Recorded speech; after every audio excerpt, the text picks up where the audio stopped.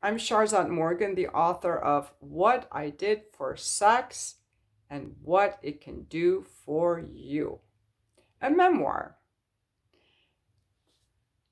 After 25 years of marriage, Sharzad Morgan, mother of three, files for divorce and embarks on a powerful journey of desire, love, and sexual liberation. So you might want to check out this book. What I learned in 25 years of marriage is I left my husband because he was emotionally walled off in the bedroom. And to him, sex was only physical. And I couldn't do it anymore. It broke my heart. It made me angry. It left me frustrated. And to get all the details, you can just read my book. But what I want to say are some takeaways. In my couples therapy courses, I'm learning that I'm taking from Terry Real that a problem in a relationship is not always equally the fault of both people. For example, when you have an alcoholic or an abuser, you can't say that the spouse is equally to blame for the problem. Her problem is being there.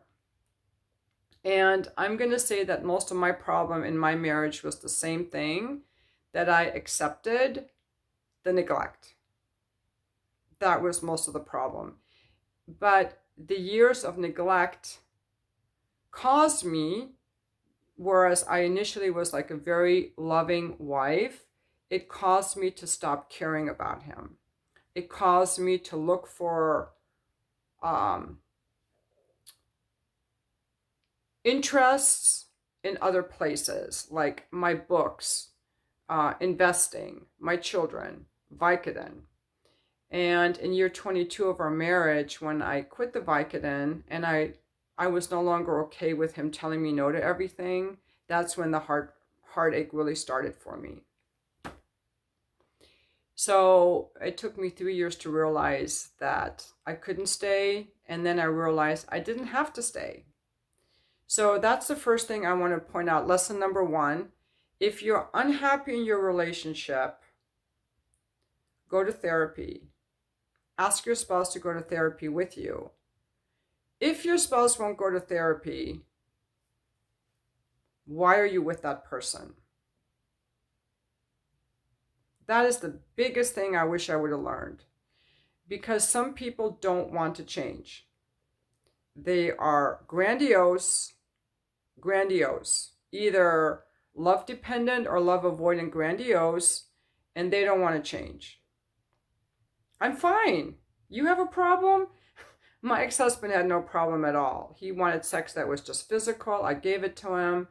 And when I was upset about it, he didn't care because everything was fine in his world. So again, if you're unhappy in your relationship, go to therapy with your spouse. If your spouse refuses to go with you, it's hopeless. You're never going to be happier. Why are you with that person? And that's where you can use some leverage. We got to go to therapy, babe, or I'm not happy. You got to let them know you're not happy in a nice way. This is what I would like. I would like us to work on this. You miss how things used to be. Pretty much let them know that there is a consequence if things don't get better. It's called leverage.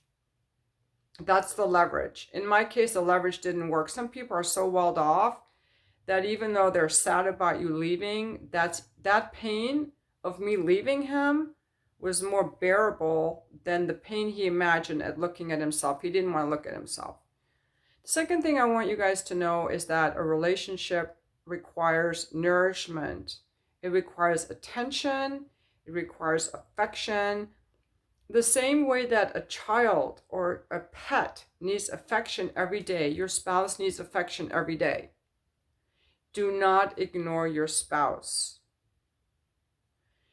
Listen to what they're saying. Notice how they're feeling. Respond emotionally. So important. I think those are my only tips. Those are the main tips. Yeah. And you know, sometimes, like, I used to think, what's wrong with me? Why am I so unhappy? How can I deal with these emotions? What was wrong with me was not knowing that what was happening, the way he was treating me, was not okay. That was what was wrong with me, not knowing the way he was treating me wasn't okay, and I should have left a long time ago.